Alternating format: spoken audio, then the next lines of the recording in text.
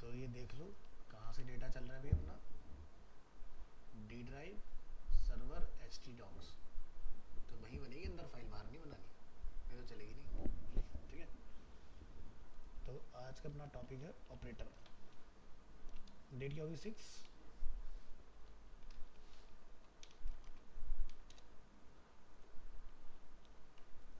चलिए तो बैक करेंगे, यहाँ पर रिफ्रेश करेंगे और ऑपरेटर में एंटर करेंगे। Recording is on, one more time check. Nirali audio check कीजिए। सो पीएचपी ऑपरेटर्स ऑपरेट एकदम ठीक है, thank you so much. So operators जिसके अंदर हम लोग अपना कुछ कंपैरिजन, लॉजिकल, कंडीशनल या कैलकुलेटिव जो भी हमने टास्क अटेम्प्ट करने होते हैं, जो कि आपकी कंडीशन और बेसिकली आपके लूप्स वगैरह के अंदर काम करते हैं, तो उसके लिए हम लोग यूज़ करते हैं। So operator are used to perform operations on variable and variable values. So PHP divides the operators in the following groups. First is arithmetic operator, second is assignment, third is comparison, fourth is increment and decrement, fifth is logical, sixth is string, seventh is array and eighth is conditional assignment operator. So one by one हम इसको समझेंगे। First is arithmetic operators. The PHP arithmetic operators are used with the numeric value to perform common arithmetical operations such as addition, subtraction, multiplication and division. So इसमें कौन कौन से हमारे पास operators हैं? Plus, जिसको बोलते हैं एडिशन, यानी कि दो वेरिएबल अगर आपके पास है x और y, तो इसका सम यानी कि टोटल आपको रिटर्न कर देगा कि x और y का आउटपुट कितना है। लाइक 5 + 5 अगर x की वैल्यू है और y की वैल्यू है तो आउटकम 10 बनेगा। सिमिलरली यहाँ पर सब्ट्रैक्शन है, तो ये x में से माइनस को लेस करेगा या y में से x को भी लेस करा सकते हो, वाइस वर्सा काम करता है। मल्टीप्लिकेशन, x और y की जो भी x वैल्यू होगी उसको मल्टीप्लाई करेगा। डिवीजन ये डिवाइड करेगा। मॉड्यूलस आपका रिमाइंडर प्रोवाइड करता है, जैसे कि मैंने लिखा 10 को मैं 3 से डिवाइड कर रहा हूँ, तो 3 3 ज़ा 9, तो रिमेनिंग क्या था 1, तो आपको 1 इसका रिमाइंडर मिल जाएगा। एक्सपोनेंशियल ये आपका पावर जनरेट करता है कि भाई इसकी पावर कितनी होगी। ठीक है, सो इन सब का रिजल्ट मैंने कुछ नीचे दिखाया है, तो जैसे आप यहाँ पर देख रहे हो 13, 7, 30, तो ये क्या है। सो हम इसके अंडरस्टैंड करने के लिए ऑपरेटर्स की फाइल ओपन करेंगे और हमारे पास x और y की वैल्यू कितनी है, 10 और 3। तो अगर मैं यहाँ पर ऑपरेटर लगा रहा हूँ प्लस का, तो x + y का रिजल्ट कितना आएगा 13। अगर मैं 10 में से 3 को लेस करूँ तो रिजल्ट कितना आएगा 7। तो यहाँ पर क्या हो रहा है 10 - 3, आउटपुट कितना है 7। मल्टीप्लाई, तो हमें आउटपुट मिला है 30। डिवीजन कर रहे हैं तो आपको 3.33। मॉड्यूलस 3 3 ज़ा 9, तो रिमाइंडर बचा 1।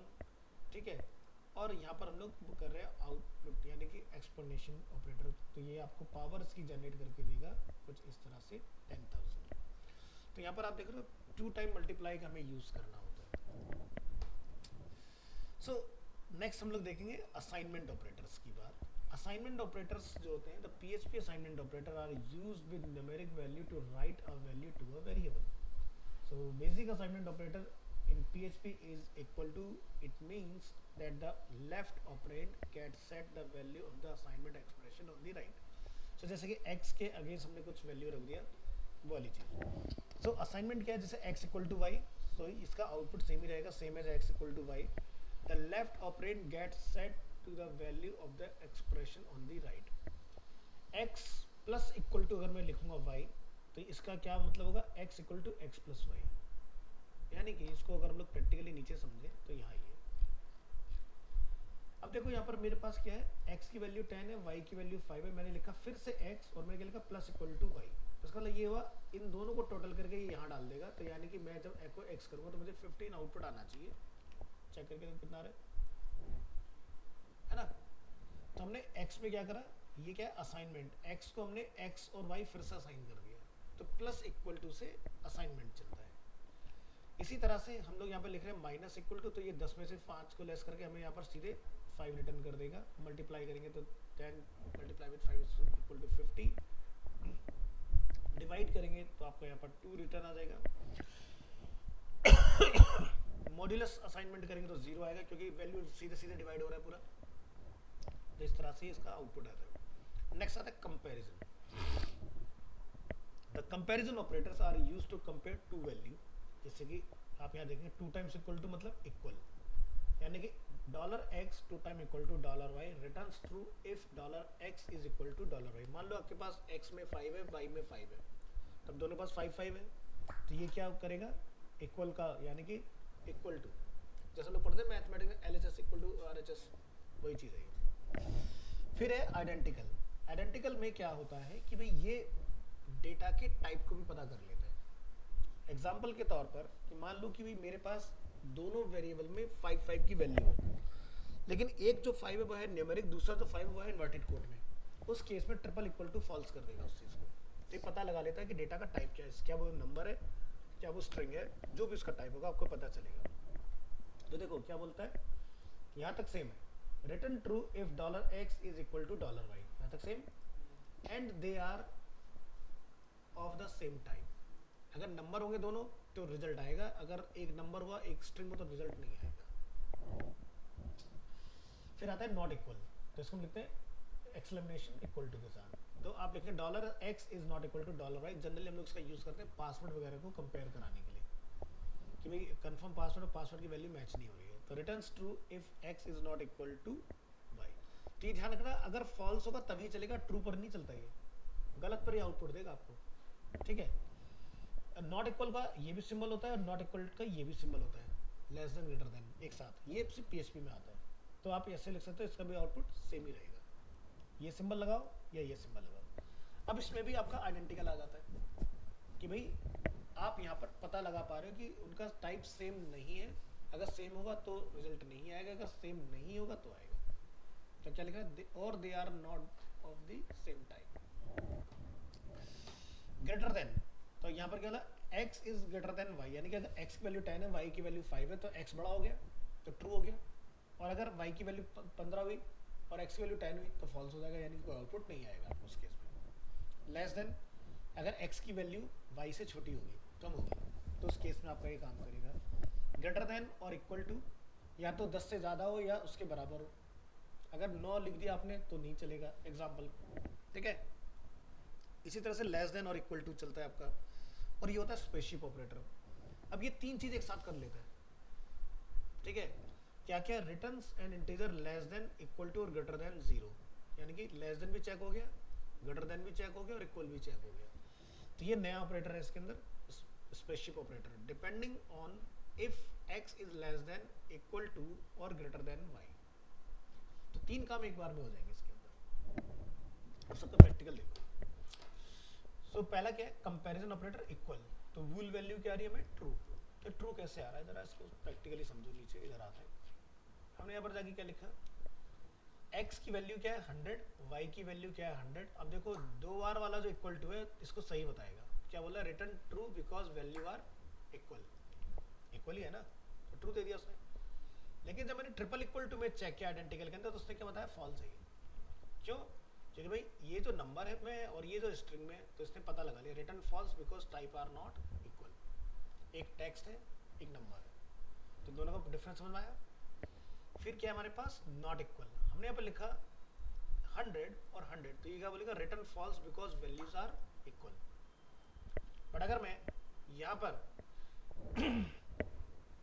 इसकी वैल्यू गलत कर दूं, जैसे मैं यहाँ पर लिख देता हूँ जाके 99, अब ये देखो ट्रू रिटर्न आ जाएगा यहाँ पर, है ना, क्योंकि इसका काम है नॉट इक्वल टू पे चलना, ना कि इक्वल पे चलना। नेक्स्ट आपका कंपैरिजन ऑपरेटर नॉट इक्वल, तो ये भी क्या आएगा, रिटर्न फॉल्स, ठीक है, because value are not equal. तो मैं अगर यहाँ पर जाके लिख दूँ अगेन 99, अभी यहाँ पर क्या आ रहा है, फॉल्स, तो देखो यहाँ पर अब क्या हो गया, ट्रू हो गया, तो ये फॉल्स पे चलता है। नेक्स्ट आपका इसके अंदर कंपैरिजन ऑपरेटर नॉट आइडेंटिकल, तो यहाँ पर आपको देखो एरर थ्रो करेगा इसके अंदर, नॉट आइडेंटिकल, क्या लिखा रहा है, वूल वैल्यू ट्रू। अब जैसे ही मैं इसको यहाँ पर बोलता हूँ कि भाई दोनों नंबर है, अब देखना है यहाँ पर इसको चेंज कर देगा, इधर जाओ, नॉट आइडेंटिकल क्या हो गया, फॉल्स। तो अगर मैं गलत कर दूंगा तो ट्रू हो जाएगा। ग्रेटर देन, क्या चेक कर रहे हैं, x is greater than y, x की वैल्यू कितनी 100, y की वैल्यू कितनी 40, तो बड़ा हो गया ना, तो क्या आएगा रिटर्न। फिर हम लोग चेक करें लेस देन, हमने यहाँ पर x की वैल्यू 40 रखी है, y की वैल्यू 100 रखी है, तो x छोटा है y से, तो क्या आ रहा है ट्रू। फिर चेक करें ग्रेटर देन और इक्वल टू, तो क्या आ रहा है ट्रू। हमने लिखा 50 और 50, तो x की वैल्यू y से जो है वो या तो ज़्यादा हो या उसके बराबर हो, तो हमने लिखा 50 50, तो क्या आ रहा है return true because x is greater then और इक्वल टू y। क्या बोल रहे हो, या तो 50 से ज़्यादा हो या 50 हो, समझ गए। जैसे ही मैं x की वैल्यू को 49 करूंगा, ये देखो एरर कर जाएगा। अब चेक करना, क्योंकि अब x की वैल्यू y के ना तो बराबर है ना ही उससे ज़्यादा, उससे कम है, तो ये कब चलता है ऊपर, तो 50 तक ये आपको ट्रू देगा, और 50 के ऊपर आप जाके चाहे 100 लिख लो तब भी आपको ट्रू ही देगा। इसके अंदर क्या है कंडीशन, ग्रेटर देन और इक्वल टू, यानी कि या तो उससे ज़्यादा हो या उसके बराबर हो। फिर क्या है लेस देन और इक्वल टू, अब आप समझ गए ना यहाँ पर, तो ये आपका लेस देन और इक्वल टू का एग्जांपल है। फिर हमारा स्पेसशिप, x की वैल्यू कितनी है 5, y की वैल्यू 10, हम लोग यहाँ पर चेक कर रहे हैं इसके अंदर कि इसका आउटपुट क्या होगा। तो मैंने लिखा है $x स्पेसशिप ऑपरेटर $y, तो ये रिटर्न करेगा मुझे -1 because x is less then y। जरा चेक करके देखो क्या रहा है -1। फिर हम लोग क्या चेक करें 10 10, अब क्या होगी वैल्यू इक्वल होगी, return 0 because values are equal, तो देखो 0 आ रहा है। फिर क्या है x की वैल्यू ज़्यादा कर दी हमने y से, तो अब क्या देगा मुझे +1, तो यानी कि आपको यहाँ पर बनाया। तो ये एक ही ऑपरेटर तीनों टास्क परफॉर्म कर सकता है, यानी कि आपको 3 अलग अलग कंडीशन लगाने की जरूरत नहीं है। लेस देन वाला भी हो जाता है, ग्रेटर देन वाला भी हो जाता है, और इक्वल वाला भी काम हो जाता है इसके अंदर। नेक्स्ट हम लोग बात करेंगे PHP में इंक्रीमेंट एंड डिक्रीमेंट ऑपरेटर, जो कि हम लोग पढ़ चुके हैं, प्लस प्लस और माइनस माइनस से होता है। The PHP increment operator are used to increment a variable's value. The PHP decrement operators are used to decrement a variable value. So this is a pre-increment. Pre-increment increments $x y1 then returns $x. इसका मतलब क्या हुआ, अगर मान लो मेरे पास x variable में 10 लिखा हुआ है वैल्यू, जब आप उसको एको करोगे और आपने उसके आगे लगा दिया प्लस प्लस $x, तो रिजल्ट जो आएगा पहली बार में 11 आएगा, 10 नहीं आएगा।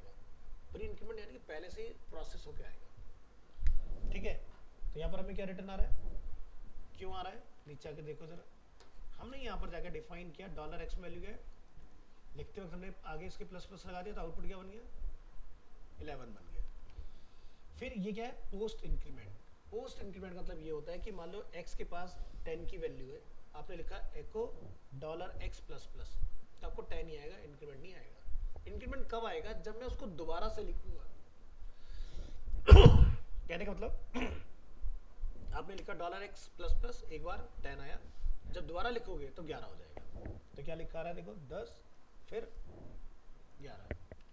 पोस्ट मतलब पहले जो है वैल्यू उसके पास है वो आएगी, फिर उसके बाद उसमें इंक्रीमेंट करेगा। पोस्ट इंक्रीमेंट पहले के बाद वाली वैल्यू में। इसी तरह से प्री डिक्रीमेंट, यानी कि अगर 10 है तो 9 आएगा, और अगर यहाँ पर 10 है तो पहले 10 आएगा फिर बाद में 9 करेगा। समझ गए, pre and post increment decrement इस तरह से काम करते हैं। फिर बात करते हैं लॉजिकल ऑपरेटर्स की। प्री और पोस्ट में कंफ्यूजन तो नहीं है, क्लियर हो गया ना। लॉजिकल ऑपरेटर, अब इसमें ना लिखने के तरीके बहुत सारे हैं, लेकिन काम जो है ऑलमोस्ट सबके एक जैसी है, ठीक है। मैं समझा देता हूँ। Logical operator are use to combine conditional statements. अब जैसे आप देखोगे एंड, तो इसको हम लोग नेम क्या बोलते हैं, इसका एंड है x and y, true if both x and y are true, ठीक है। और ठीक है, तो इसको आप इस तरह से लिखते हैं, और लिखा कोड में इस तरह से आएगा और केस में, तो x और y true if either x और y इज ट्रू, दोनों में से कोई भी एक ट्रू होना चाहिए। x और, तो $x और $y, तो ये वेरिएबल नहीं, ध्यान रखना x और ऑपरेटर है हमारा। ट्रू इफ आइदर x और y is true but not both, दोनों सही नहीं होना चाहिए, दोनों से एक सही होना चाहिए। अब इन तीनों का सब्स्टिट्यूट क्या है, ये हम लोग जावास्क्रिप्ट में पढ़ के आए हुए हैं। इसको हम क्या बोलते हैं एंड एंड, मतलब ये एंड और ये एंड दोनों सेम ही काम करता है। क्या रिटर्न आ रहा है, true if both x and y are true, same है। ये और वाला हमने पढ़ा हुआ है पाइप ऑपरेटर, इसको और बोलते हैं हम लोग। ये क्या करेगा, ट्रू इफ आइदर x और y इज ट्रू, यानी दोनों में से कोई एक ट्रू होना चाहिए। और ये क्या है नॉट, यानी कि इसकी हम लोग बात कर रहे हैं, true if $x is not true, ठीक है। तो कई बार हम लोग वेरिएबल के आगे नॉट का ही लगाते हैं, तो ये नॉट ट्रू के लिए होता है।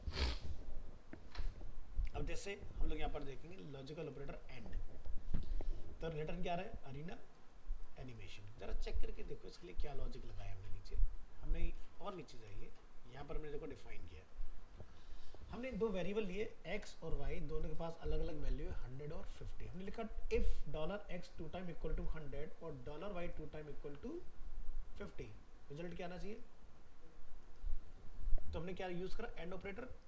एंड ऑपरेटर में क्या समझा रहे हैं, true if both $x and y are true, यानी कि अगर दोनों की वैल्यू जो यहाँ है और जो आप चेक कर रहे हो अगर दोनों सही हैं तो ये रिजल्ट आएगा। मैं इसको 49 कर देता हूँ, यानी कि एक फॉल्स हो गया। अब देखना क्या अरीना एनिमेशन आएगा यहाँ पर, मतलब समझ आया क्या है कि जब दोनों ट्रू होंगे वेरिएबल, यानी कि जो वैल्यू दी हुई है और उसी वैल्यू को अगर आप चेक कर रहे हैं, तब उस केस में आपका एंड जो है वो वर्क करता है, यानी कि ये वाला एंड हो चाहे ये वाला एंड हो, ठीक है। फिर क्या है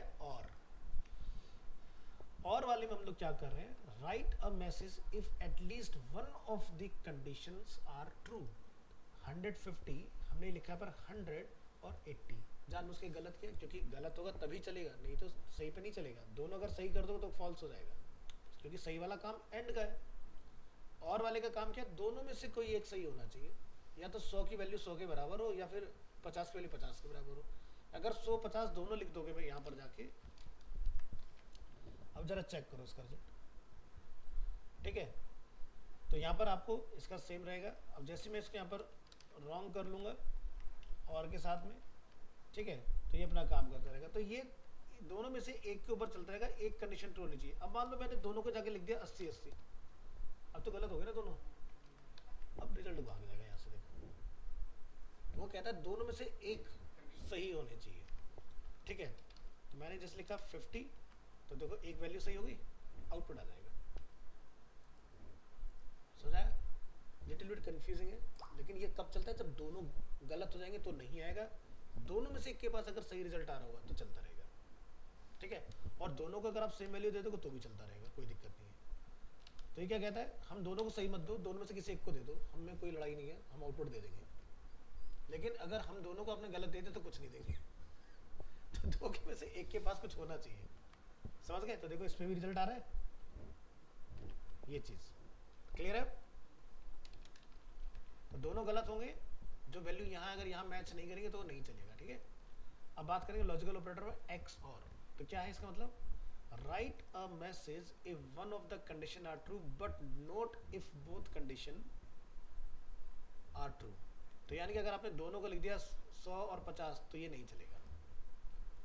जैसे यहाँ पर तो कहता है दोनों को लिख दिया हमने 100 50 तो चल रहा है, यहाँ 100 50 होगा तभी चलेगा, यहाँ पर दोनों में से कोई एक होगा तो चल जाएगा, या दोनों सेम लिख दोगे तो भी चल जाएगा, लेकिन दोनों गलत लिख दोगे तो नहीं चलेगा। इसके केस में क्या है, एक्स और के केस में, कि अगर दोनों आपने सही लिख दिए तो नहीं चलेगा, दोनों में से एक गलत होना ही चाहिए तभी चलेगा, समझ गए। ये लॉजिक है ऐसे, ठीक है। तो ये है एक्स और। अब चलो यहाँ पर जैसे हमने लिखा 80 तो ये आउटपुट दे रहा है, हमने लिखा 50 तो देखो इसका आउटपुट क्या हुआ,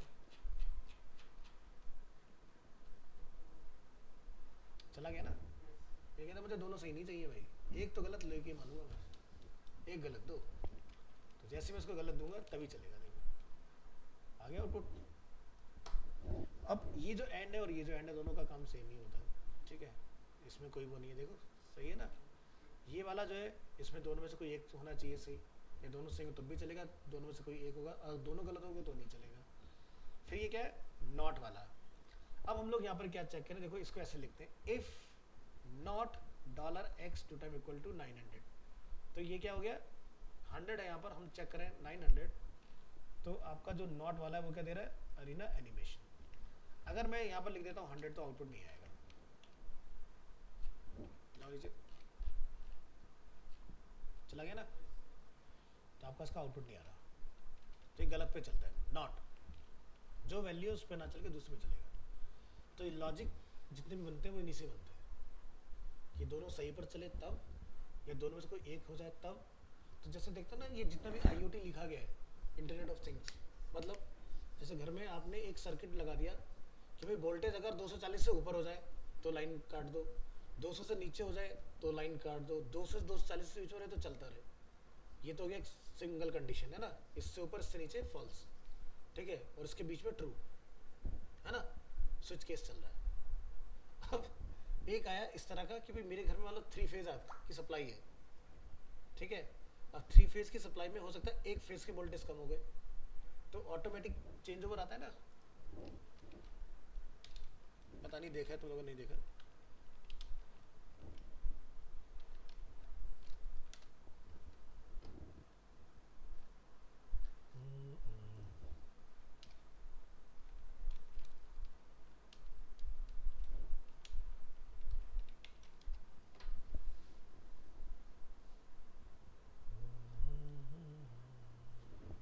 इसके लिए हम जाएंगे Flipkart, automatic change over switch.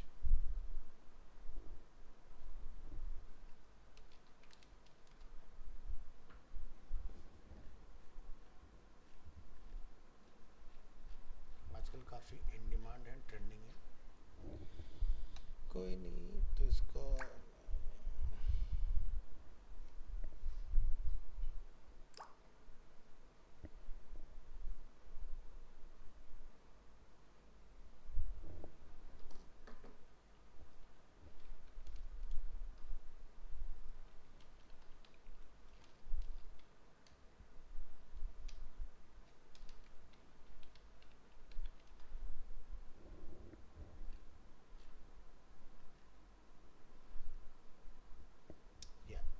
ये देखो, ये 3 फेज टू 1 फेज है, तो इसमें क्या होगा, आप ये देख रहे हो, न्यूट्रल इसमें आएगा L1 L2 L3, तीनों लाइन आ गई, आउटपुट यहाँ से निकलेगा न्यूट्रल और आउट T1। तो ये क्या करता है कि मान लो कि 230 230 230 भाई घर के अप्लाइंसेस के लिए सेफेस्ट रेंज क्या होती है, इतनी होती है, क्योंकि 240 तक, हमारे 250 तक भी कुछ नहीं होता, बट हम लोगों ने तीनों में लिख दिया 240 से ऊपर जाए तो लाइन कट जानी चाहिए, ठीक है। अब मान लो कि इसकी रेंज है 240 से ऊपर चली गई, 250 हो गई, बाकी जो दो हैं उनकी 240 के अंदर अंदर चल रही, तो वो ऑटोमेटिकली इसकी लाइन काटेगा और आपको इस पर चला देगा, आपको जाके हैंडल चेंज करने की जरूरत नहीं है कि वोल्टेज तेज आ गए या सामान फूक गया, उसने ऑटोमेटिकली कट लगाया, दूसरे 2 फेज में से कोई एक को चूज कर लेगा जो सही होगा उसके लिए। अब मान लो कि इसके वोल्टेज डाउन चले गए, तो वो अगले वाले 2 में से ढूंढेगा किसके पास सही है, तो क्या है, लॉजिक लगा हुआ है इसके अंदर। ये डिजिटल देख रहे हो, तो इसके अंदर क्या एक चिप लगी हुई है, उसके ऊपर प्रोग्राम लगा हुआ है यही वाला। दिस इज IoT, ठीक है। और ये क्या कर रहा है, तीनों में से आउटपुट एक पर भेज रहा है यहाँ से, कि भाई वैल्यू इसको तीनों यहाँ पर दिख रहे हैं, लेकिन आउटपुट एट द टाइम ये एक लाइन का दे रहा है किसी एक का, तो जैसे एक लाइन के वोल्टेज ड्रॉप हुए तो दूसरे पर ढूंढ लेगा, दूसरे तीसरे में से अगर किसी के ऊपर निकल गए तो किसी और का ढूंढ लेगा, लेकिन लाइन नहीं जाने देगा आपकी। अब तीनों ही अगर आपके रेंज मान लो वोल्टेज बहुत हाई आ गए तो ये पूरी सप्लाई बंद कर देगा, फिर कुछ नहीं देगा तुम्हें, भाई जब लाइन सही हो जाएगी तब हम अपना वोल्टेज दे देंगे, उससे पहले नहीं देंगे, तो इससे आपके घर के सामान जलने से फूकने से बच जाते हैं, समझ गए। तो ये तो हो गया उनके लिए जिनके घर में बड़े मीटर्स होते हैं, जैसे मेरे घर में लगा हुआ है सिस्टम, 4,500 रुपये समथिंग का ही आता है, तो इसको आप अपने उसमें लगवा सकते हो।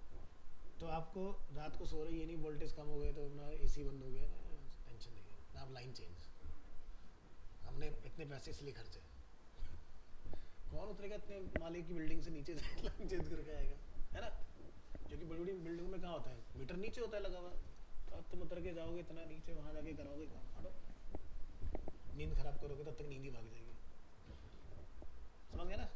तो ये जो सारी आजकल चीज़ें चल रही हैं, इन सबका काम है कुछ ऐसा ही होता है। तो ये सिंगल फेज वाले भी आते हैं, जिनके घर अगर सिंगल फेज आते हैं तो भैया जैसे ये आप देख रहे हो, तो इसके अंदर क्या है, करंट को आप कंट्रोल कर सकते हो। तो ये क्या है, इसके अंदर इंटरनेट वाला सिस्टम नहीं है, फ़ोन से नहीं कंट्रोल कर पाओगे, ये डायरेक्ट ही आपका हैंडल होगा। तो अलग अलग तरीके की चीज़ें आज की डेट में अवेलेबल हैं, अपनी लाइफ को आसान बनाने में पता होना चाहिए। चलो अगला हम लोग पढ़ेंगे ऑपरेटर, स्ट्रिंग ऑपरेटर। तो जनरली आपने देखा होगा कि जब भी हम लोग कुछ कॉन्केटिनेशन कराते हैं तो जावास्क्रिप्ट में क्या चलता था, प्लस, यहाँ क्या चलता है, डॉट। अब मान लो मेरे पास 2 वेरिएबल है, text1 और text2, मुझे दोनों को एक साथ रिजल्ट प्रिंट कराना है, मैंने लिखा वेलकम text1 के अंदर और दूसरे लिखा अरीना एनिमेशन प्रीतिवा text2 के अंदर। तो क्या होगा, concatenation of text 1 and text 2, result आपका कुछ ऐसा आएगा, अरीना और एनिमेशन। तो यानी कि मैंने टेक्स्ट 1 को जो वैल्यू दी होगी यहाँ पर वो क्या, अरीना, 2 को क्या दिया, एनिमेशन। क्या कर दिया, एको टेक्स्ट 1 और टेक्स्ट 2, आउटपुट क्या आ गया, अन्य एनिमेशन। तो यहाँ पर देख लो मैंने स्पेस पहले ही लगा दिया, नहीं तो चिपक के आते साथ में दोनों ऐसे। चलो नीचे देख रहे हो, तो मैंने यहाँ पर क्या करा, स्पेस को साथ में दे दिया। अब इसको लिखने का दूसरा तरीका क्या हो सकता है, आप ऐसा लिख सकते हो, text 1 dot equal to text 2, यानी कि मैंने असाइन कर दिया ना इसको, यानी कि क्या होगा, कॉन्केटिनेशन असाइनमेंट, जैसे लिख रहे हैं plus equal to, minus equal to, multiply equal to, divide equal to, तो कॉन्केटिनेशन में भी ये चीज़ चलती है। तो क्या लिखा हमने, डॉट इक्वल टू, तो क्या दो वैल्यू कनेक्ट हो गई, तो मैंने टेक्स्ट 1 के अंदर टेक्स्ट 1 प्लस टेक्स्ट 2 दोनों डाल दिया, तो आउटपुट जब मैं टेक्स्ट 1 करूँगा तो टेक्स्ट 2 भी साथ में प्रिंट होकर आ गया। काम करा ना बढ़िया से, इस तरह से। अब हम लोग बात करते हैं एरे ऑपरेटर्स की। ये नया है, कुछ है ये वही जैसा हम लोगों ने पहले पढ़ रखा है, ट्रिपल इक्वल सारी चीज़ें, लेकिन ये एरे के साथ चलता है इसमें। So PHP array operators are use to compare arrays. तो जैसे कि हम लिख रहे हैं ऑपरेटर है प्लस, मतलब यूनियन की बात हो रही है, x plus y, union of x and y। तो मेरे पास x और y दो एरे हैं, तो मैं जब प्लस लगा दूंगा, इसको नीचे आइए, x एरे है, एक y एरे है, यहाँ पर लिखा है array A for apple, B for ball, C for cat, D for dog. मैं लिखा प्रिंट करो x और y को, तो आउटपुट क्या है मुझे, ABCD, है ना, क्योंकि ये जुड़ गए ना सही से, तभी तो ABCD हो गया, नहीं तो ABCD थोड़ी ना होता, है ना। यहाँ पर आप देख रहे हो ABCD बिल्कुल मेरा सही से काम कर रहा है इसका, तो position A, position B, position C, position D।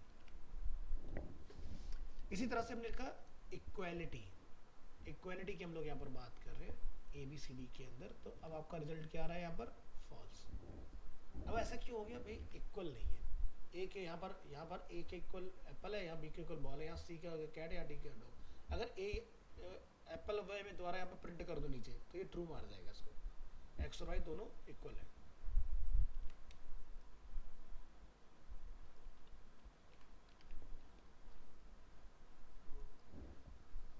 है ना, समझ में आ गया इक्वालिटी का मतलब। फिर क्या है, आइडेंटिटी। तो यहाँ पे क्या, remains true if $x and $y have the same key value pairs in the same order of the same type. यानी कि भाई ए और मतलब x और y दोनों बिल्कुल सेम होना चाहिए, सेम कंटेंट होना चाहिए, सेम टाइप होना चाहिए, तब चल आपको ट्रू देगा। तो ये अभी आपका फॉल्स इसलिए आ रहा है क्योंकि दोनों के अंदर फॉल्स हो गया हमारा। इधर ABCD चल रहा है, अगर मैं यहाँ पर A और B कर लूँ उसको, फिर ये सही बता देगा इसको।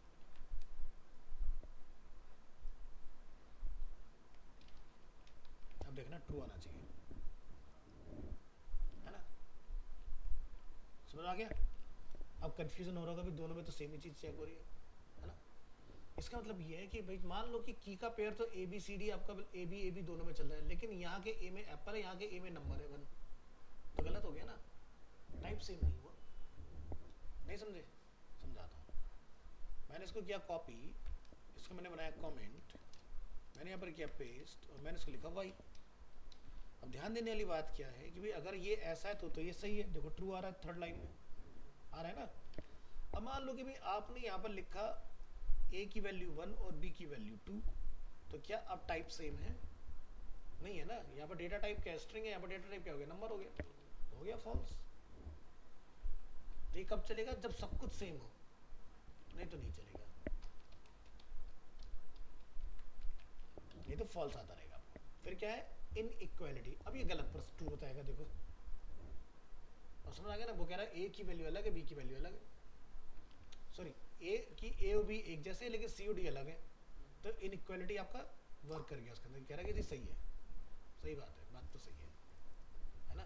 तो नॉट इक्वल टू या फिर ये लगाओ, दोनों का आउटपुट आपको यहाँ पर फॉल्स देखने के लिए मिलेगा, दिखाई दे रहा है।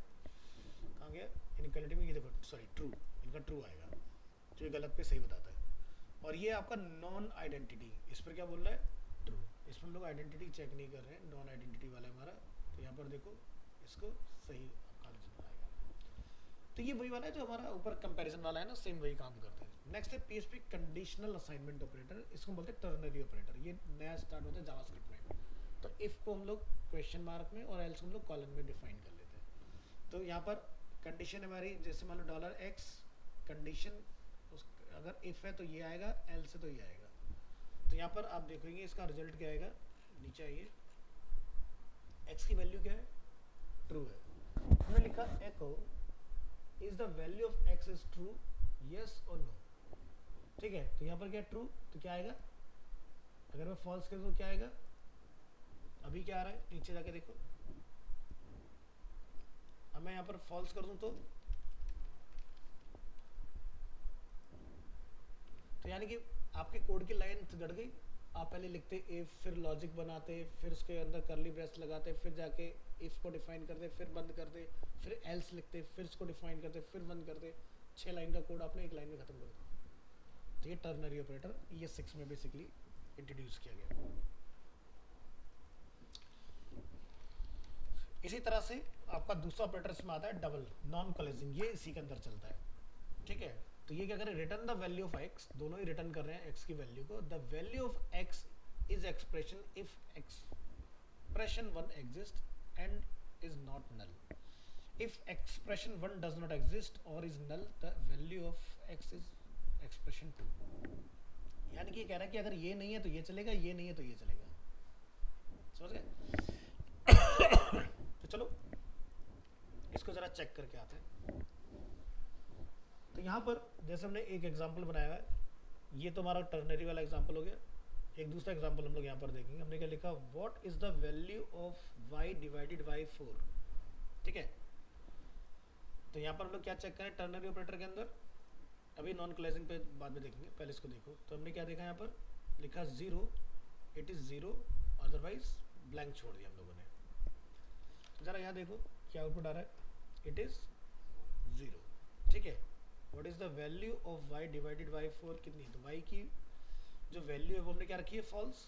लेकिन यहाँ पर हमने क्या करा, y divided by equal to 4 2 times equal to 0, तो इट इज 0। अब मान लो कि ये 0 की जगह पर कुछ और रखा होता आपने, तो यहाँ पर आपका इसका 0 इट इज 0 रिटर्न नहीं आता उस केस में।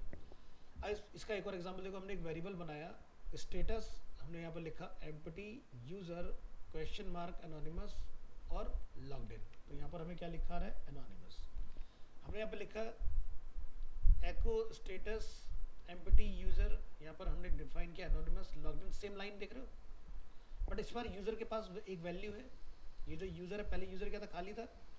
अब की बार यूजर क्या है, जॉन दो हमारे पास यहाँ मेंशन है, तो क्या लिखा रहा है, लॉग्ड इन। अगर यूजर की वैल्यू है तो यूजर लॉग्ड इन है, अदरवाइज अननोन यूजर एनोनिमस हमें रिटर्न है। तो इस तरह से आपका जो कंडीशनल होता है टर्नरी ऑपरेटर काम करते हैं। बात करते हैं नॉन कोलाइजिंग की। नल कोलाइजिंग कैसे काम करेगा, हमने लिखा dollar user equal to dollar underscore get user, तो हमें क्या आए, एनोनिमस। हमने लिखा एको बी आर, हमने लिखा, अब जरा इसका रिजल्ट देखो क्या लिखा रहा है, एनोनिमस आ रहा है हमें। हमने इसका लिखा dollar colour equal to colours null coalescing red, तो इसका देखो रेड आ रहा है। तो ये आपका कुछ इस तरह से काम करता है। तो variable dollar user if the value of dollar underscore get user, तो एनोनिमस चलेगा। अब मान लो मैं इसको यहाँ पर कोई वैल्यू दे देता हूँ, डॉलर यूजर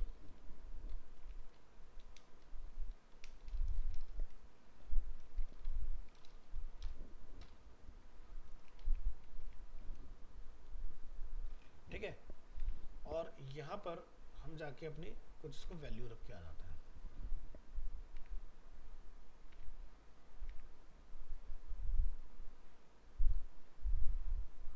तो यूजर की वैल्यू मैं यहाँ दे देता हूँ, यूजर जो ब्लैंक जा रहा है ना,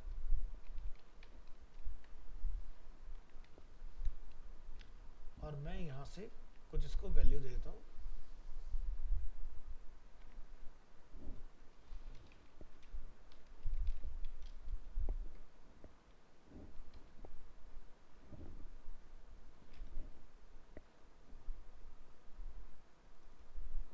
और यहाँ पर इसको यूजर ही रहने दो।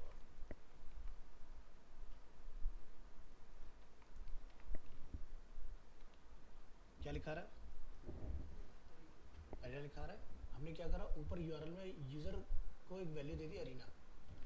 तो देखो यहाँ पर उसने क्या बोला कि भाई यूजर जो है वो एनोनिमस नहीं है, अरीना है। अगर यूजर के पास कोई भी डेटा नहीं है तो वो मुझे क्या दे रहा है, उस कंडीशन में एनोनिमस। तो लॉगिन लॉगआउट जो होता है ना वैसे चेक होता है। तो जब आपको प्रॉपर से बनाओगे तो सीख जाओगे कैसे हम लोग यूआरएल से गेट करते हैं डेटा को। सिमिलरली हमारा जो यहाँ पर dollar colour equal to colours हम लोग यहाँ पर लिख रहे हैं, ठीक है, और यहाँ पर क्या लिखा रहा है, रेड। तभी क्या लिखा रहा है, रेड लिखा रहा है। अब मान लो कि मैं कलर वेरिएबल को वैल्यू दे दूँ, ये जो कलर्स वेरिएबल है इसको मैं एक वेरिएबल वैल्यू दे दूँ तो इसका आउटपुट आ जाना चाहिए।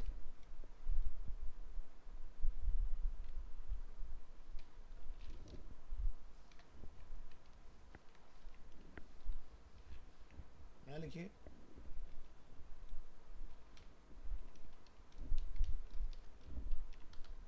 क्या दिया हमने इसको, क्या लिखा रहा है। अब मान लो कि मैंने कोई वैल्यू दी नहीं पिंक वगैरह, तो यानी कि एक्सप्रेशन वन है ही नहीं। तो एक्सप्रेशन वन नहीं मिलेगा तो क्या चलेगा, एक्सप्रेशन टू। तो वन क्या है, कलर, जबकि कलर के पास तो कोई वैल्यू नहीं है, तो क्या चल रहा है ऑटोमेटिकली, रेड। अब देखो पिंक की जगह क्या आ रहा है। अब समझा नल कोलेसिंग क्या करता है, यानी कि अगर उसको डेटा दोनों का मिल रहा है तो वो सही गलत चेक कर लेता है। अब मान लो कि आपने दोनों लिख दिए लेकिन एक का लॉजिक है ही नहीं, तो दूसरा ऑटोमेटिक चल पड़ेगा। तो जैसे इसको ऐसा समझो, इफ एल्स। अगर मान लो मेरी कंडीशन ट्रू है तो एल्स नहीं चलेगा, अगर मेरी कंडीशन फॉल्स हो गई तो एल्स चल जाएगा। समझ गए। तो इफ एल्स के शॉर्टेस्ट तरीके पीएचपी के अंदर इंट्रोड्यूस किए गए 8 वर्जन के साथ और 7 वर्जन के साथ। तो ये है इतने सारे ऑपरेटर्स। तो पूरी विंडो किसका क्या मतलब है, ठीक है, ट्राई करके देखिएगा, आपको इसका मतलब समझ में आएगा कैसे काम करती हैं चीज़ें। इसके बाद हम लोग आगे बढ़ेंगे। ऑपरेटर्स के बाद हमारा डी ड्राइव 829 ना, हम आ चले जैम्प के अंदर से htdocs, ये भी नहीं तो ये सी ड्राइव से चल रहा होगा। जैम्प देख रहे, काफी बड़ा टॉपिक था, 1 घंटा लग गया पूरा। 9 to 10:30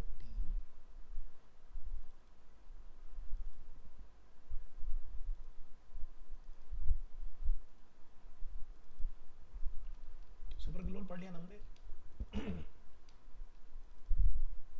नहीं, और पीछे जाना पड़ेगा शायद। फैब मंथ,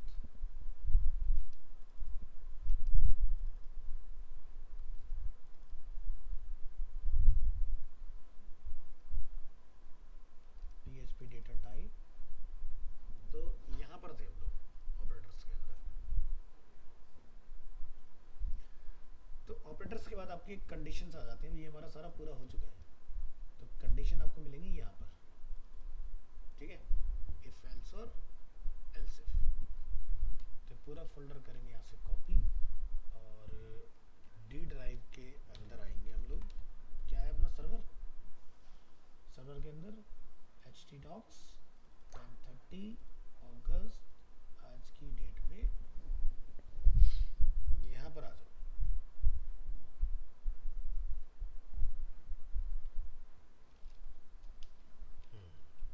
तो सबसे पहला जो हमारा ऑपरेटर आता है इसके अंदर वो है इफ ऑपरेटर। तो इस पे हम लोग अब काम करेंगे। तो PHP if operator, if nested if, shorthand and switch।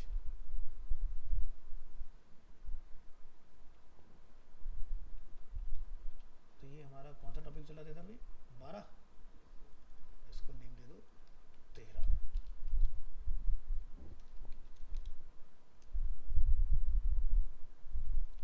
उसको 13.1 13.1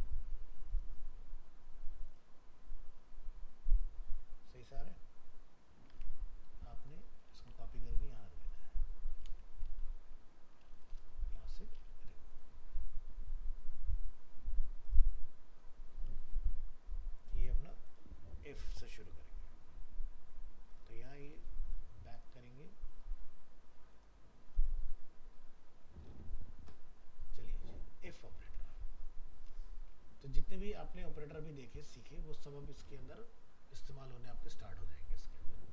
तो बात करते हैं PHP इफ ऑपरेटर। तो इसमें क्या है, comparison operator. If statement usually contains condition that compare two value. To compare two value we need to use a comparison operator. और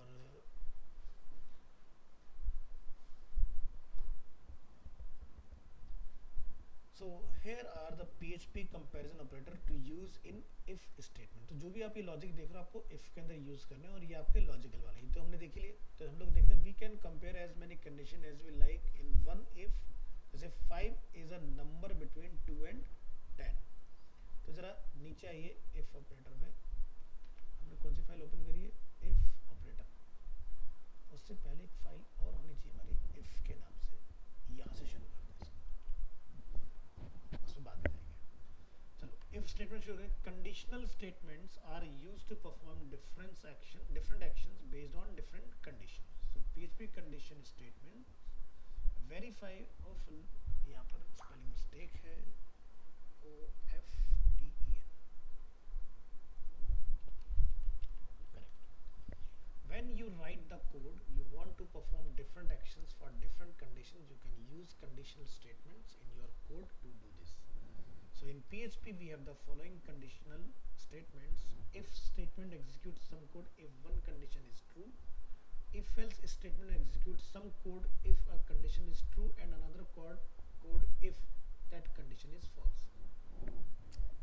तो if अगर आपका false होगा तो else आपका run हो जाता है। if else if और else, यानी कि अगर आपको एक ही प्रोग्राम में मल्टीपल लॉजिक सेट करने हो, तो ये क्या है, statement execute different codes for more than 2 condition. आपको जहाँ 2 से ज़्यादा कंडीशन लगानी हो वहाँ पर हम लोग if else if का यूज़ करते हैं। Next is switch. Select one of many blocks of code to be executed. जैसे आपने जावास्क्रिप्ट पढ़ा, तुमने डे निकालने सीखे, तुमने केस का यूज़ कर लिया, that is a switch case. Month निकालना सीखा, that is a switch case. So PHP if statement syntax, the if statement executes some code in one condition is true, output if block executed only when 10 is larger than 5।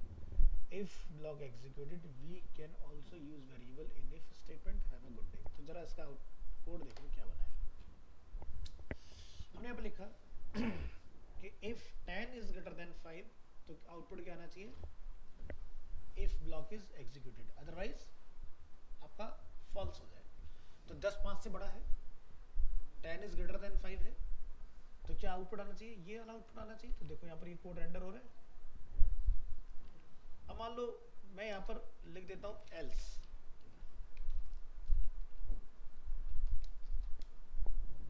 मैंने यहाँ पे लिख दिया else block executed.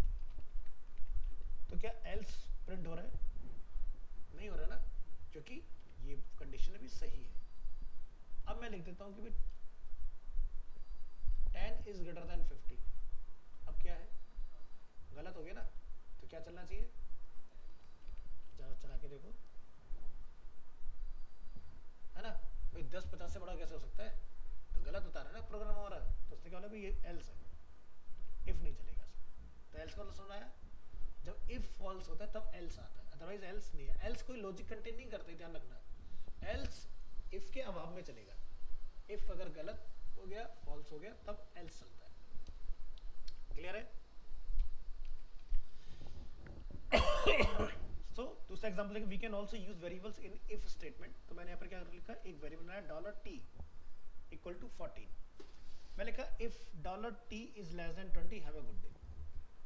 ठीक है, तो 20 का मतलब कितना हो गया, 8 बजे की बात करना। 18 पे कितना होता है, 6 बजते हैं ना शाम के। हमने बोला if t is less then 20 have a good day. तो क्या रिटर्न आ रहा है, हैव अ गुड डे। ठीक है, इस तरह से। अब मान लो कि ये ऐसा नहीं होता, यहाँ पर कितना होता है 21, तो गलत हो गया ना। अब गुड नाइट हो जाना चाहिए, तो आप यहाँ लिख दोगे एल्स गुड नाइट, तो गुड नाइट आ जाएगा।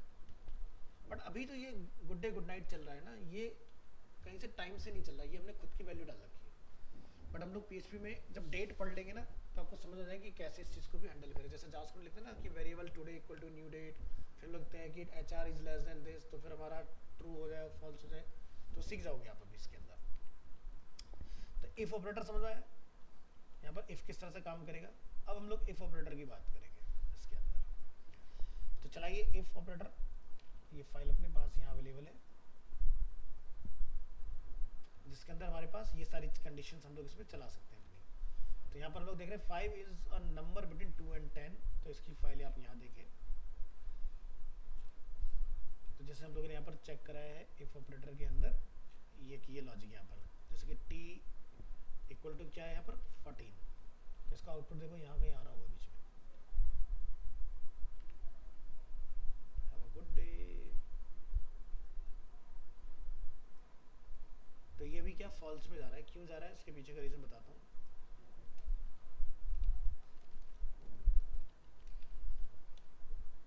अब देखो क्या प्रिंट हो गया यहाँ पर। तो देखो यहाँ पर क्या है कि अपने एक लॉजिक लगाया t इक्वल टू 14 और हम लोग यहाँ पर लिख रहे हैं t 2 टाइम्स इक्वल टू 20। अब वही t की वैल्यू 20 के बराबर तो नहीं है ना, यहाँ पर 14 है या 20 है, तो गलत हो गया ना। LHS is not equal to RHS है ना, यानी कि इधर की वैल्यू इधर के बराबर नहीं है।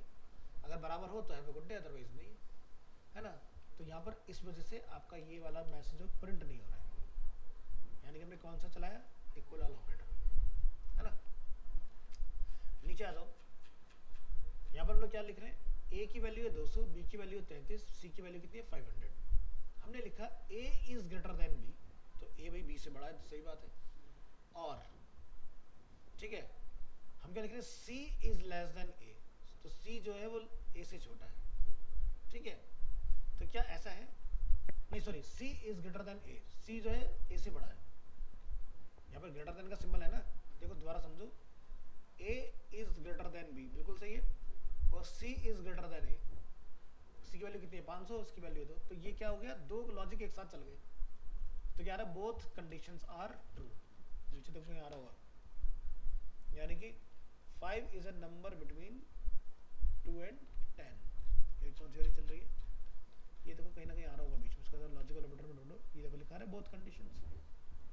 अब नीचे वाले पर आते हैं, अब देखो यहाँ पर क्या है, और का हमने इस्तेमाल किया है, एक ही साथ बहुत सारे लॉजिक लगा दिए। हमने लिखा a 2 times equal to 2, a 2 times equal to 3, a 2 times equal to 4, a 2 times equal to 5, a 2 times equal to 6, 7, 8, इस तरह से नंबर अपने 10 तक गए। क्या लिखा रहा है, a is a number between 2 and 10, तो जो a की वैल्यू है वो 2 से 10 तक की रेंज के बीच में आ रही है।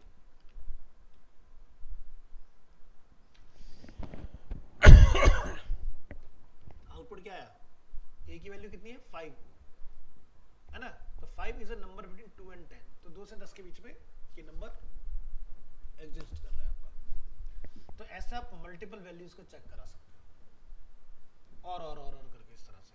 ये एंड वाला था ऊपर, ये और वाला एग्जाम्पल। भाई हमारे पास एक वेरिएबल है जिसके पास वैल्यू है 5, हम यहाँ पर ये चेक करें क्या a की वैल्यू 2 है, नहीं है, क्या a की वैल्यू 3 है, नहीं है, a की वैल्यू क्या 4 है, नहीं है, लेकिन a की वैल्यू 5 तो है, मैच करनी है यहाँ पर।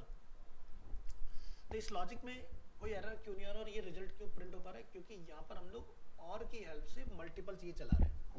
अब इसका हम लोगों ने ये समझ लिया है, पाइप का मतलब क्या होता है कि दो में से कोई एक सही होना चाहिए। तो यानी कि a की वैल्यू जो 5 है वो यहाँ पर मैच हो रही है, बाकी चीज़ें गलत हो कोई दिक्कत नहीं, कोई एक वैल्यू सही होनी चाहिए, तो सही वैल्यू मिली इसको। यानी कि वो बोल रहा है a is a number between 2 to 10, यानी 2 से 10 के बीच में a की वैल्यू जो है वो एग्जिस्ट कर रही है, तो इसलिए सही है। अगर ये यहाँ पर ना हो 5 तो ये गलत हो जाएगा। जरा चला के देखो, मैं इसको यहाँ से निकाल लेता हूँ, बीच में से हटा दिया हमने, यही तो पढ़ा था हमने थोड़ी देर पहले कि भाई इसका मतलब क्या होता है, कोई एक कंडीशन सही होनी चाहिए। अब यहाँ तो सारी गलत हो गई ना भाई, तुमने 2 से लेकर 10 तक तो सब चलाया, लेकिन 5 को तुम गायब कर गए, तो कैसे ट्रू हो जाए। तो जैसे ही आपका वो 5 मिलेगा वो कहेगा कि ए जो है वो 2 से 10 के बीच में एग्जिस्ट करता है, 5 नंबर है इसके अंदर, तो ये जो 5 है वो यहाँ मैच कर रहे हैं, तभी ये सही है, नहीं तो ये गलत है। तो इसको ऐसा समझो कि भाई ये सारे यूजर है, रोहन, मोहन, सोहन, संता, बनता, सारे सब यूजर है, अब यहाँ पर जो यूजर लॉग इन कर रहा है, अगर उसकी वैल्यू उसमें मैच कर रही है कि रोहन ने लिखा तो रोहन का नाम यहाँ पर मैच आए तो चलेगा, चाहे बाकी मिले ना मिले। अब रोहन की जगह सोहन आता है, अब रोहन वोहन मिले ना मिले कि सोहन मैच कर रहा है, तभी तो हम लोग लॉग इन कर पाते हैं फील्ड के अंदर। भाई देखो सीधी सी बात है जैसे लैब में आने का दरवाजा एक ही है भाई, एग्जॉस्ट से हम तो आ नहीं सकते है ना, बिल्ली तो आ सकती है, हम तो नहीं आ सकते उसके अंदर से, या कोई छोटा बच्चा डाला जा सकता है वहाँ से। तो एंट्री क्या गेट की एक है। ऐसी दुनिया भर में जितने भी लोग जीमेल चला रहे हैं सब लोग gmail.com ही लिखते हैं। दुनिया भर में जितने भी लोग जीमेल चला रहे हैं वो gmail.com ही लिखते हैं। तो सबके सामने इंटरफेस तो एक ही आ रहा है, यानी कि सब लोग एक ही जगह से तो घुस रहे हैं जीमेल के अंदर, यूजर नेम और पासवर्ड, तभी तो जीमेल में पहुंचे। तो जीमेल को कैसे पता कि भी दरवाजे से कौन आ रहा है, ये लॉजिक है, ठीक है। लेकिन वो ये लॉजिक इतना लंबा नहीं लिखता वहां पर उसे, अब ये थोड़ा ना उसका डेवलपर बैठा होगा जी, अरे अब यहाँ पर अंकित अकाउंट बनाएगा, अब यहाँ पर तरस अकाउंट बनाएगा, अब यहाँ पर ये अकाउंट बनाएगा, या अमित अब लॉगिन करने वाला अमित का नाम डाल दो यहाँ पर, नहीं। वो लोग क्या करते हैं, इसको इस तरह से लिख लेते हैं लॉजिक को कि ए में जो भी वैल्यू आए उसको बैकएंड में चेक कर लो कि है कि नहीं है। वो आप सीख जाओगे इसके अंदर कि पीछे वो डेटा मैच होगा तो यूजर को आने दो, नहीं तो उसको बोलो कि भाई अपना अकाउंट क्रिएट करो या फिर valid user name and password बोल दो, ठीक है। तो जैसे गेट के ऊपर एक बंदा खड़ा होता है ना, भाई यू आर इन्वाइटेड और नॉट, भाई इन्विटेशन है तो दिखाओ तो आपको अंदर आने देते, नहीं तो जाओ यहाँ से यू आर नॉट इन्वाइटेड, तो जीमेल आपको वहीं से दफा कर देता है गेट पे से। तो ये यूजर नेम पासवर्ड गलत है, और अगर ईमेल आईडी सही डालोगे पासवर्ड बोलोगे तो फिर आपको उसको रिट्रीव करने का बोलता है कि भाई आप दूसरा तरीका लगाओ, टू फैक्टर ऑथेंटिकेशन हम लोग आ करते हैं ना उसके अंदर, तो फॉरगेट हो गेट। तो समझ में आ रहा है कि ये कितना ज़रूरी है इफ़, तो यानी कि अगर मगर इसको ऐसा समझो, यदि तदि, कि भाई अगर ऐसा हो तो ऐसा हो जाए, ऐसा हो तो वैसा हो जाए। तो क्या है, लॉजिक है। जैसे मैंने अभी आपको एक उसका ऑटोमेटिक चेंज ओवर का लॉजिक समझाया था कि वोल्टेज ज़्यादा हो गए तो लाइन बंद कर दो, लाइन बंद हो जाएगी तो यूज़र परेशान होगा, अगर यूज़र ने खर्चा कर रखा है तो दूसरी लाइन पर शिफ्ट कर दो, उसमें भी दिक्कत होगी तो तीसरी में शिफ्ट कर दो। 3 फेज आ रहे हैं ना, लेकिन लाइट बंद नहीं होगी। हाँ तीनों में दिक्कत आएगी तो कुछ नहीं हो सकता। मेरे पास अब और आगे कंडीशन नहीं लिखी किसी ने कि भाई 10 फेज आने में है ना, तो अगर सारी बंद हो जाए तो घर का इन्वर्टर जिंदाबाद, फिर उस पर चला दो जब लाइट चली जाती तो क्या होता है, इन्वर्टर बैकअप देना चालू कर देता है ना, तो जब तीनों कंडीशन फॉल्स तो वाली कंडीशन ट्रू, तो जब तक लाइट आ रही तब तक इन्वर्टर की कंडीशन फॉल्स है, जैसे लाइट गई इन्वर्टर कंडीशन ट्रू हो गई।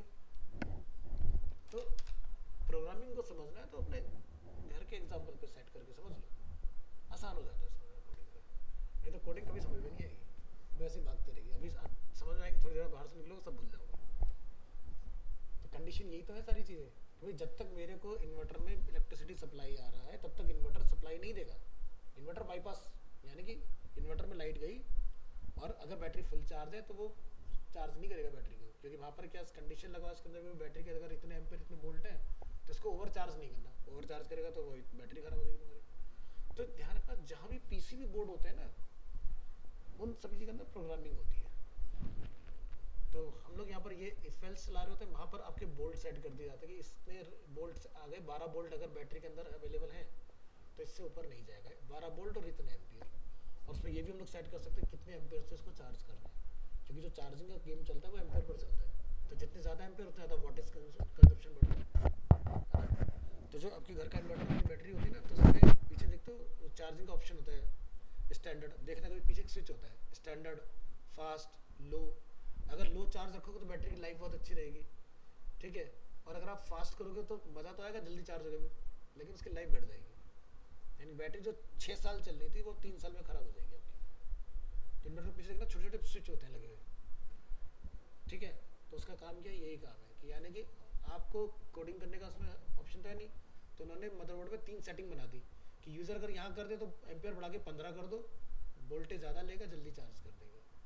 और अगर 6 एम्पियर पर चार्ज करोगे बैटरी आराम से चार्ज होगी, लेकिन सही चार्ज होगी। तो ये किस केस में होता था, जो पहले हमारी लिथियम सॉरी जो लेड एसिड बैटरी चलती थी, आज की तो लिथियम बैटरी चल पड़ा ना, जिसमें एक बार लगा दिया भूल जाओ, कोई पानी नहीं डालना, कुछ करना, झंझट करो। तो उसमें तो क्या है भाई सब इंस्टेंट चार्ज करते हैं, जैसे मेरा बैटरी बैंक है 3 घंटे में फुल चार्ज होता है, और फिर उसके बाद में लाइट आए ना आए अपना पूरी रात आराम से इसे चला के सो, टेंशन नहीं है।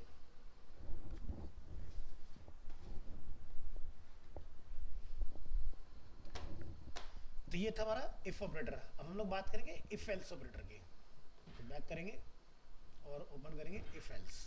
तो इफ एल्स क्या है? Statement execute some code if a condition is true and another condition if that condition is false. So 11 have a good day, अगर टाइम मेरा 11 है। और PHP the if else statement में आपका होगा if else statement execute different codes for more than 2 conditions, जैसे have a good day. तो चलो जरा इसका देखिए, इस पर हमने कोड क्या लगाया। यहाँ आते हैं, हमने लिखा है यहाँ पर, अब देखो मैंने टाइम को यहाँ पर सेट कर लिया अपना। क्या लिखा है? Date underscore default underscore time zone set. मैंने क्या करा, एशिया कोलकाता सेट कर लिया, क्योंकि ये सर्वर टाइम लेता है नहीं तो बाई डिफॉल्ट। अब हमने इसको इंडियन टाइम में कन्वर्ट कर लिया। हमने लिखा variable t equal to date. Date में हमने क्या बोला? एच। जब मैं कैपिटल एच लिखता हूँ तो PHP में मतलब 24 घंटे की बात हो रही है, और अगर मैं स्मॉल एच लिखूँ तो 12 घंटे की बात हो रही है। तो मैं इसको ये बोला भी अगर मेरा टाइम लेस देन 20 है तो क्या आना चाहिए? हैव अ गुड डे आना चाहिए। ये 20 से कम है ना, रात तो ही नहीं है ना, 20 मतलब 8 बज गए। और जैसे होता है ना कि कई बार कन्फ्यूजन होता है कि भाई अगर मैं रात में किसी को कॉल करूँ तो मैं उसको क्या बोलूँ, ग्रीट कैसे करूँ? जैसे दिन सुबह में तो आप गुड मॉर्निंग बोल देते हो, फिर रात में कैसे? मान लो तुमने किसी 10 बजे फ़ोन किया तो क्या बोलोगे? गुड इवनिंग बोलोगे, गुड नाइट बोलोगे, क्या बोलोगे?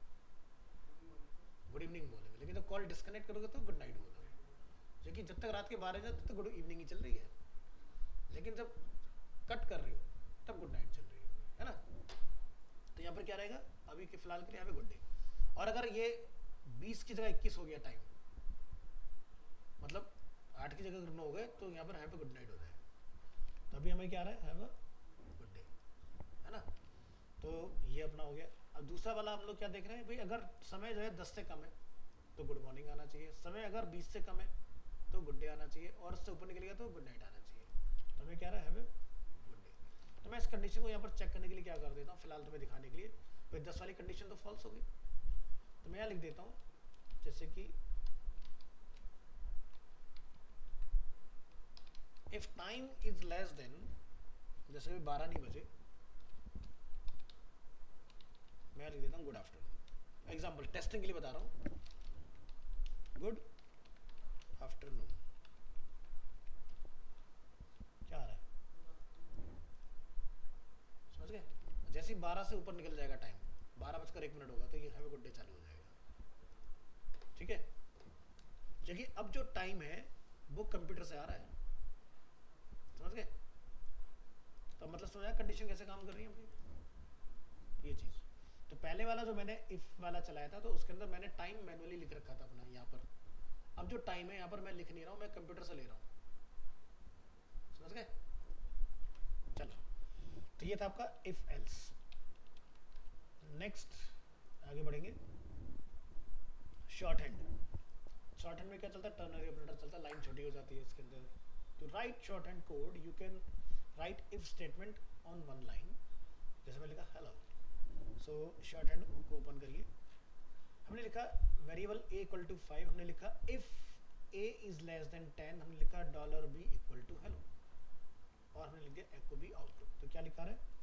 हेलो लिखा रहा है इसके अंदर। इसी तरह से आप यहाँ पर जाके इसके अंदर चेंज कर लोगे कि भाई PHP short and if else statement, हमने लिखा a की वैल्यू है 13, हमने लिखा b equal to $a is less than 10, so question mark, if में क्या आएगा? हेलो, एल्स में क्या आएगा? Good bye.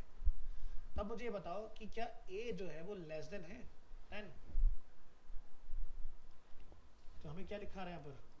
गुड बाय लिखा रहा है ना भाई। a की वैल्यू 13 है, हम बोले 10, गलत हो गया ना, तो इसलिए वो गुड बाय बोल रहा है, यानी कि फॉल्स हो गई कंडीशन। अगर मैं यहाँ पर लिखता हूँ a इज लेस देन 40, अब क्या आना चाहिए? चलो समझ गए? एक टर्नरी ऑपरेटर की बोर्ड में हुआ। So this technique is also known as ternary operator or conditional expression. Next example, nested if. You can have if statement inside if, यानी कि if के अंदर भी if चलाई जा सकती है। This is called nested if statement. हम यहाँ पर nested में क्या चेक कर रहे हैं? हम चेक कर रहे हैं कि भाई a की वैल्यू है 13, हमने लिखा if a is greater than 10, तो यहाँ पर क्या greater than 10 है, तो क्या आएगा? echo above 10, ठीक है। फिर हमने लॉजिक चेक करा है if A is greater then 20, तो यहाँ पर लिखा है एको and also above 20 else not above 20। क्या लिखा है? नॉट अबव, है ना। तो हम लोग अगर यहाँ पर जाके लिख दे 21, क्या लिखा है? Above 10 and also above 20। But अगर मैंने लिखा है यहाँ पर 10, तो 10 पे फॉल्स हो गया।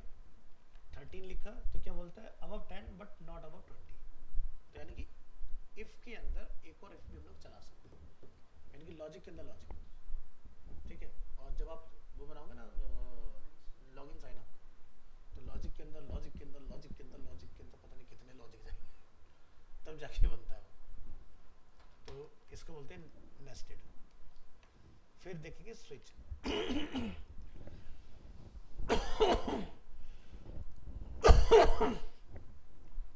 So switch statement is used to perform different actions based on different conditions.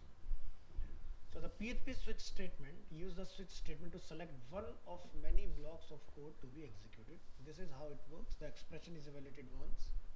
The value of the expression is compared with the value of each case.